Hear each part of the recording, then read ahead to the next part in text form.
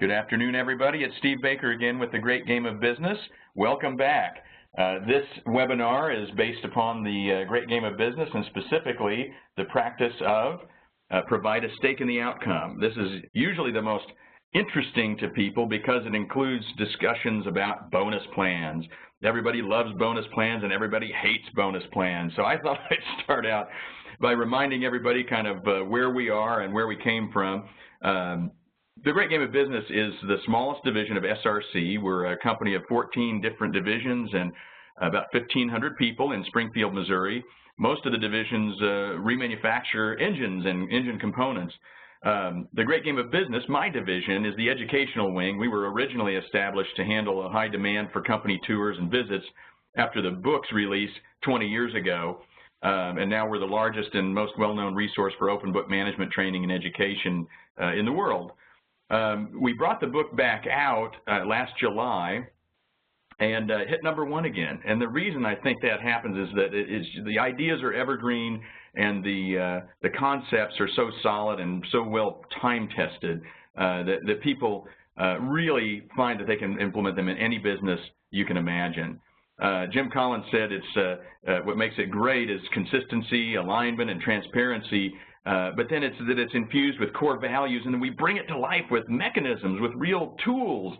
And that's what I want to talk to you today about, is one of the most powerful things to get rapid results, both financially and culturally, is to talk about bonus plans. Now, as we've covered before, Jack Stack and 12 other managers bought a dying division of International Harvester back in the early 80s and were so heavily leveraged that they had to figure out a way to engage everyone into learning business, that open book management thing that was born in Springfield, Missouri. And they used the analogy of a game because Jack realized that people were really good at their jobs. They didn't want to become accountants.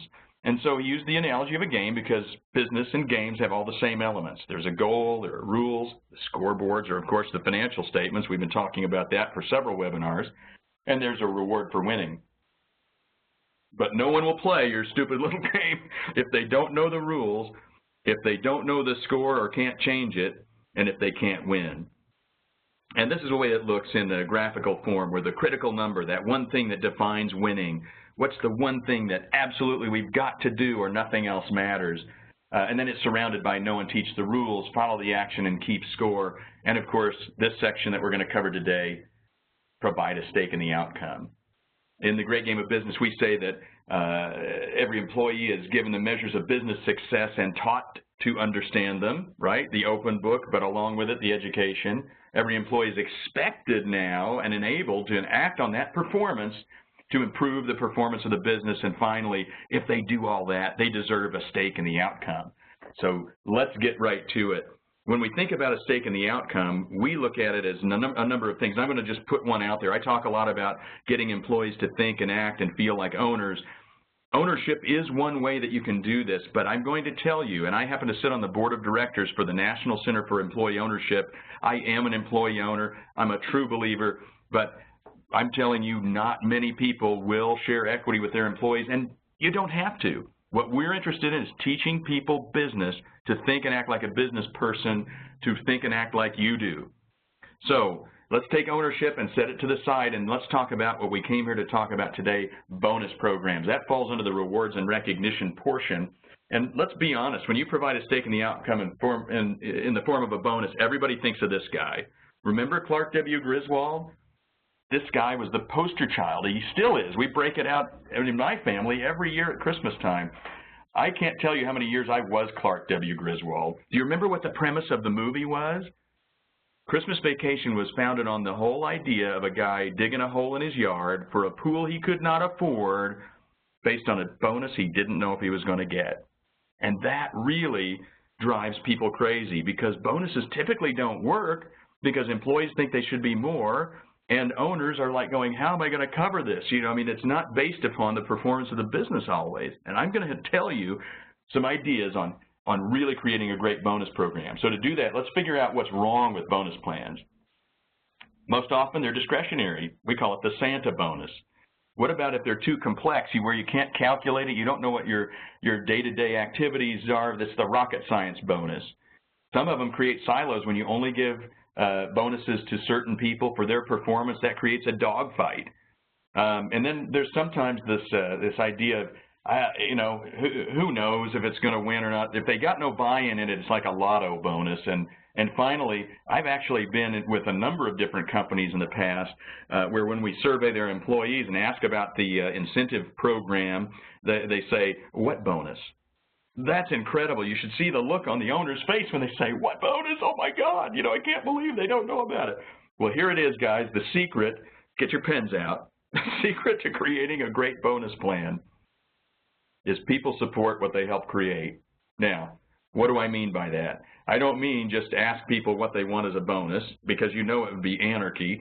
But you know what it would be. Whatever it is, they would want more. That's human nature. I want more. What I want to do is give you some tools now that you can use. These are the building blocks of a good and effective bonus plan. Starting at the bottom, we want to first ensure the company's sustainability. Call it the financial security and improved value. First of all, we want to take care of the company. Job security, bonuses, raises, career opportunities come from a growing and sustainable and profitable business. Let's ensure that first. I'm going to throw out the idea of profit sharing right now. Just because we earn a dollar does not mean we share a dollar. In other words, what we're going to do is create what I call a threshold to ensure the company's security first. That could be a number of different things. I'm going to show you some examples in a moment, so bear with me there. Ensure the company's sustainability first. Then we're going to rally people around a common goal, and we're going to use the bonus to teach people business. We're going to make sure that what we're doing is uniting people. In our idea, a bonus plan should be team-based. We're going to win as a team.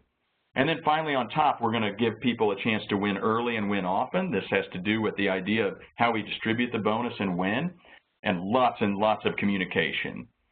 We always celebrate the win and we recognize the players. Sometimes there's always going to be some folks who are really standing out, but in a team-based bonus plan, how do you recognize them? I'll give you some ideas on that as well.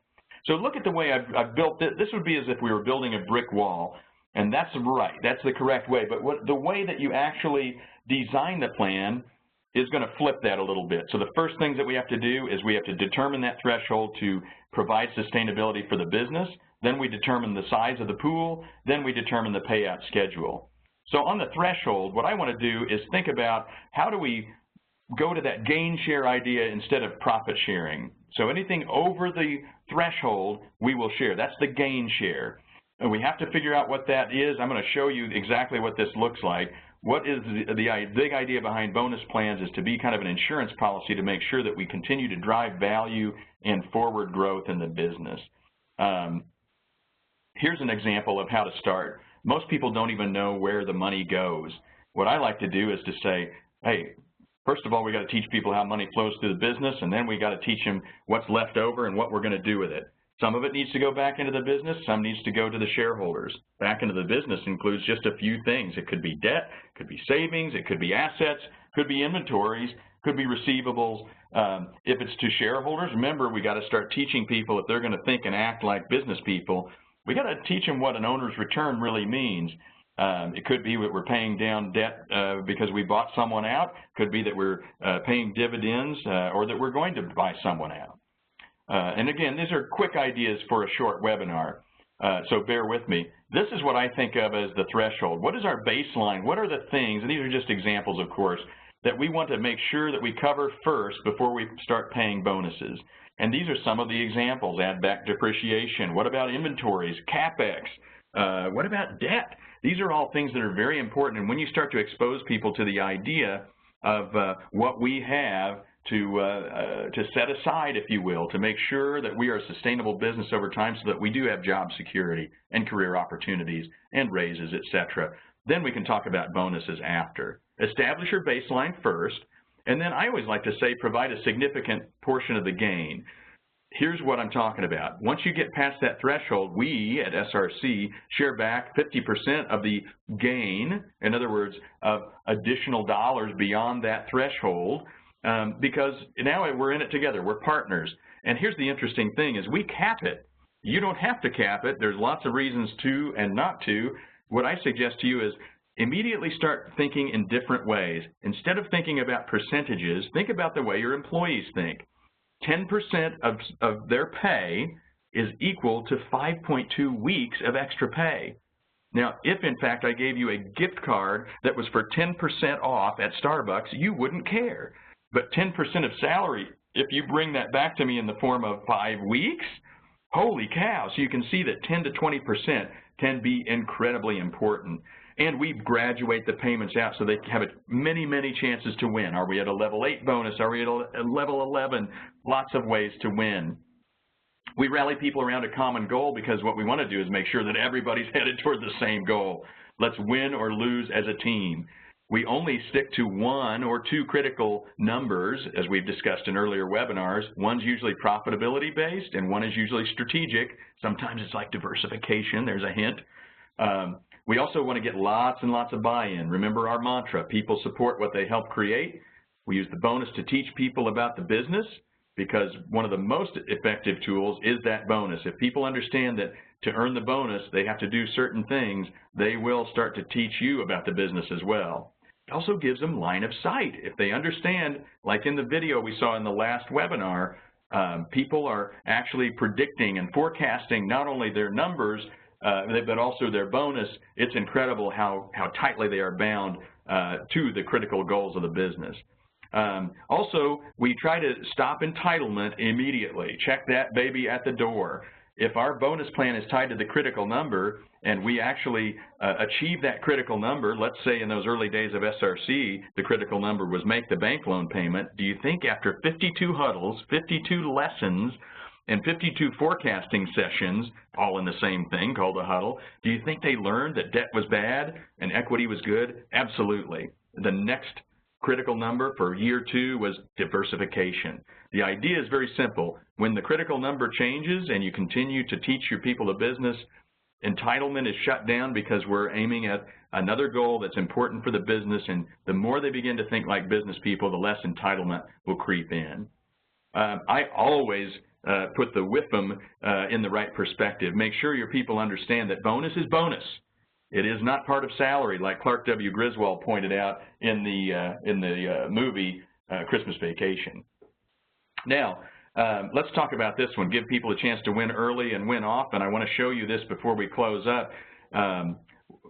People don't always feel like winners, and we want to make sure that they have a chance to win at work, because if they win at work, they will win more at home, and that will roll out into the community.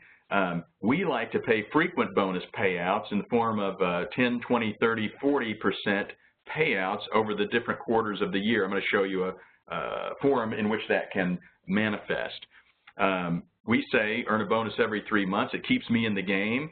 The payouts are bigger, right? 10, 20, 30, 40% of the potential pool. And the thing is that those ranges can be anything. If we cap it at 20%, let's say as an example, there are 20 levels in which you could win. It doesn't mean that you have to max bonus to still be a winner. You could be at 2%, it's still better than nothing, and it is bonus. It's incremental to their salary. We like to say that small wins add up to big wins. In addition to the bonus plan, we play mini games, self-funding incentive plans, if you will, inside departments and work groups to drive the overall big game, hence the bonus as well. A great way to get started. So here's the where I'll sit for a minute before we close so you can get an idea of how we pay this out. First quarter, 10%, second quarter, 20%, 30%, 40%. You could have a tremendous first quarter, second quarter, and things fall off. The amazing thing is you haven't paid out more and put yourself in a cash crunch in the business. If, in fact, you had a crappy first half, you could still pick up the 10 and the 20. You could get up to 60% at the end of the third quarter if you're reaching goals. The beauty of it is it's not punitive, it is cumulative, and it's a great way to keep people engaged. I hope that you'll want to learn more about the Great Game of Business and our principles and practices. You can do that by going to greatgame.com/intro7 for an introduction to open book management and the principles and practices of the Great Game of Business. This is Steve Baker with The Great Game. Take care.